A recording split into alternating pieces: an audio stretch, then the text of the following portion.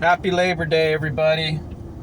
Let's remember the blue collar workers, and the labor movement that was so important to workers like me, the blue collar, the builders and the electricians and the concrete guys and the carpenters and all you guys. Let's remember the labor movement and what brought us here, and why we as union members and as workers and blue collars appreciate the Labor Day and the labor movement.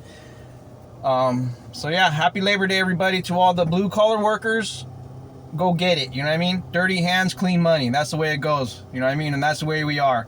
And that's exactly who they denied their CCW, was me, a blue collar electrician working out of IBEW Local 441. I am a union brother, so if you are a union brother and you also are concerned about the gun laws in California, well, jump on board and help me out. Sign my petition. I have a petition on change.org called Implement Constitutional Carry in California or something like that. It's all over my YouTube channel. You can click on it and sign the petition if you guys really want to help. It's free. It just takes a couple of clicks. It's free.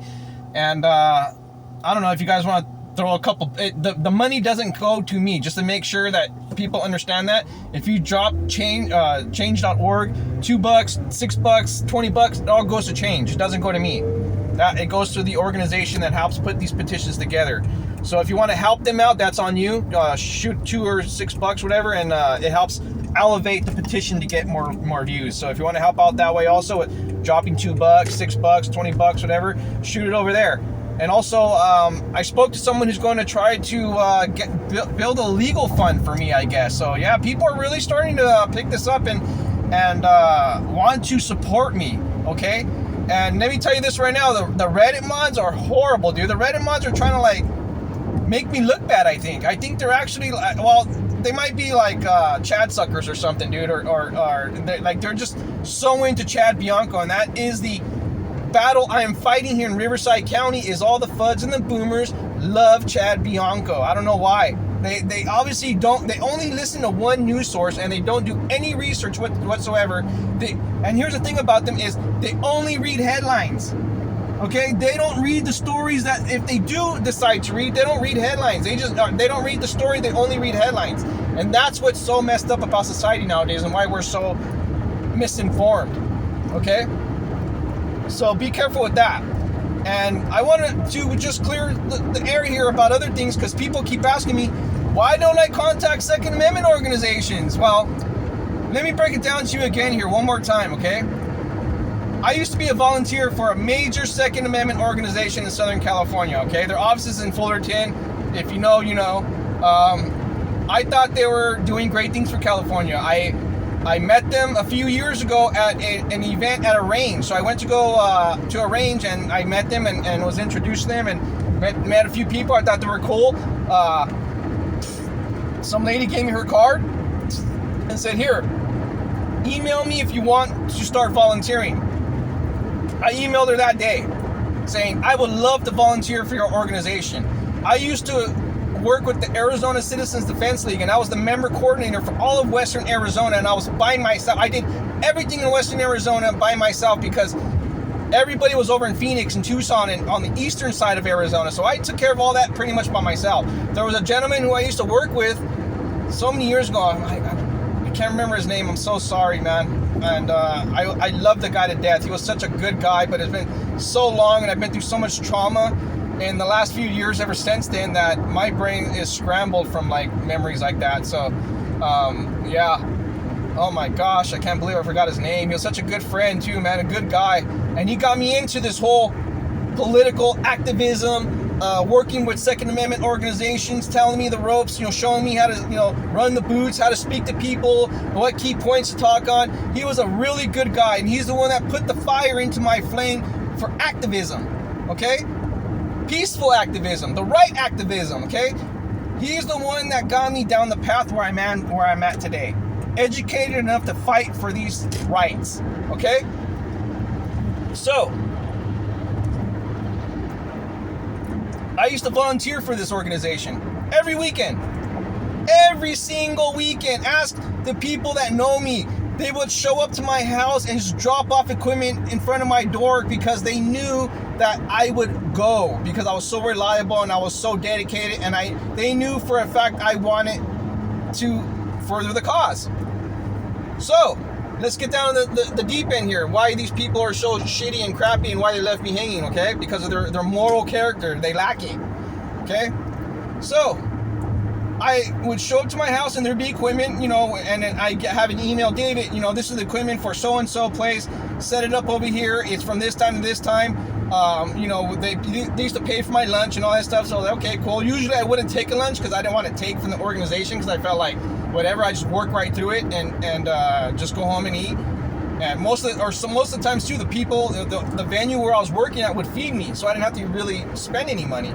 So they would feed me lunch and everything, and they would drop off the equipment. And then one day I'm at an event, I got there super early, I'm setting up, and it's the big old BB gun range. I'm paying the ass to set up and break down, dude, okay? And try doing it by yourself, okay? It freaking sucks. So they drop off, you know, the stuff. I'm at the event early setting up. This guy that I don't know how big he is in the office, but he's well known in the office. He works out of the office of Fullerton, and he's a big CRPA guy. I think he runs like the training or something, and or is like assistant to the guy who runs training, something like that. And he shows up and goes, "Where's so and so?" And I said, "I don't know. They dropped the stuff off at my house last night with an email telling me to set it up today. And you know, this is where I was supposed to." It's like they have people that they pay to do this. Why are the volunteers setting up the booth? This isn't right. And since then I knew that they were using that. Someone was paid to do their job on Saturday, probably overtime too. They're getting overtime pay, and all they did was drop the stuff off at my house. And they are probably claiming the hours, okay? They're claiming 8 to 10 hours or whatever the hell, because they're getting paid as an employee to do it. But they're relying on the volunteers to do their job for them, okay? So that's the reason why they did what they did to me, because they thought I was stupid. No, I'm not stupid. I was just a guy willing to give my all, willing to do my best for the organization. And that was it, okay? So that's why I don't have Second Amendment organizations on my side, and why I probably won't even trust them to work on my case, because they're horrible people, the ones that I've experienced. I don't know about the other ones. You know, I haven't worked with, I reached out to them, but I haven't worked with or spoke with FPC or, what's that other one? Firearm Protection Coalition and Second Amendment Foundation. You know, there's national organizations that I have not worked with. So I can't speak on them, but the ones I did work, horrible people that are claiming hours when they're not there. It lacks good moral character, and I bet you anything they have their CCW. And I've never done that in my life. I've never bamboozled somebody to do my job for me where I'm getting paid a wage to do. Never have I done that. So, you know, count that against them. And then check this out. Okay, I'm going to my appeal.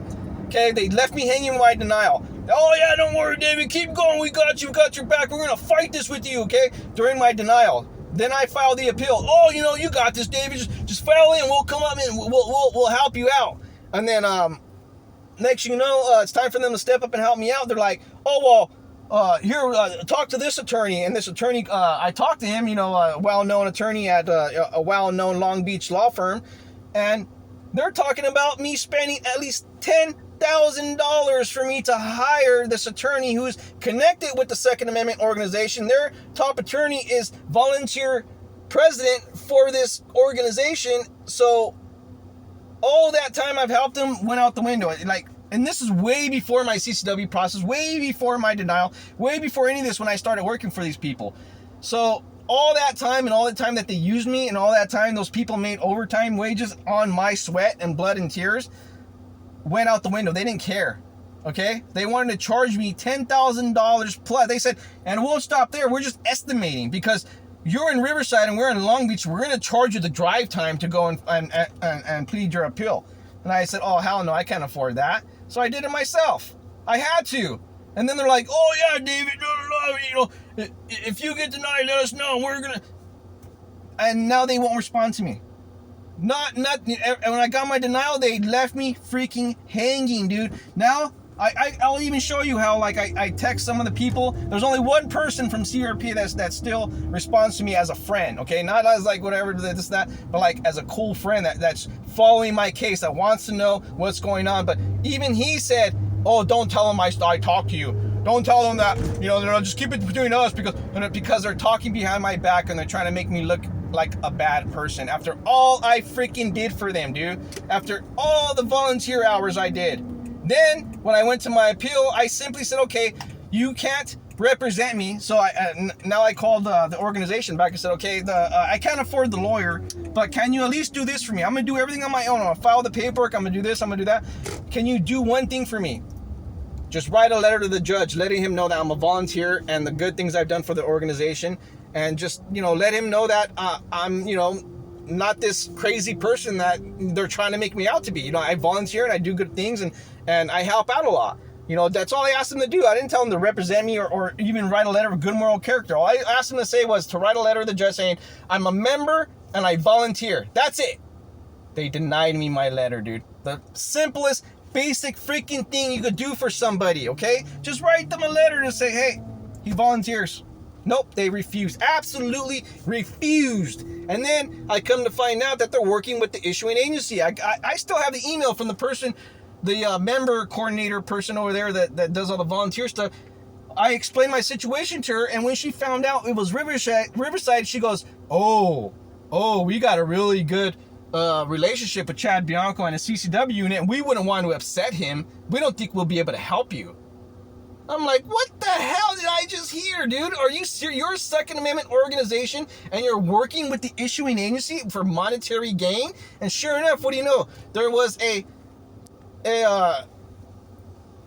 event in Marietta called the CCW Symposium. I have the flyer still. I have the screenshot of the flyer, and it straight up said right there, okay, here's another scam, USCCA, and then the organization, and then Chad Bianco being featured, and it said all proceeds to this event go to this organization. So it goes to show right there that it's kind of like a secret bribe money, okay? They're bribing these people to ignore their infractions and their infringements, okay? Like, just as long as you don't come after me and my department and my unit, here's, you know, we'll start fundraisers for you. And that way it's less traceable. They can't trace it as easy. And the system that collects the applications is a private company called Premium. It's private. Hold on, people. I got to order coffee real quick. So. No. One moment.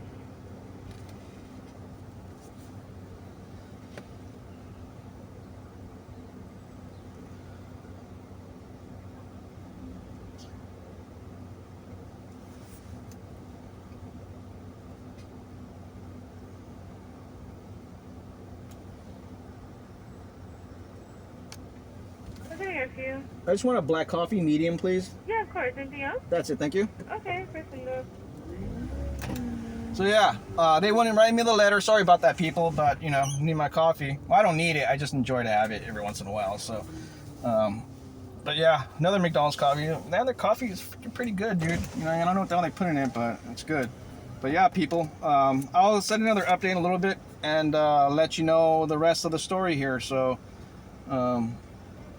yeah, all right, peeps, take care. Happy Labor Day, and let's get these tyrants and start these lawsuits and bring down the system legally and peacefully, the way that they hate it to happen. They want us to be violent. They want us to talk crap and take us out and all this stuff, that we're going to be militants and pick up arms and all. No, let's replace the lead with the pen, okay? Let's replace the lead with ink.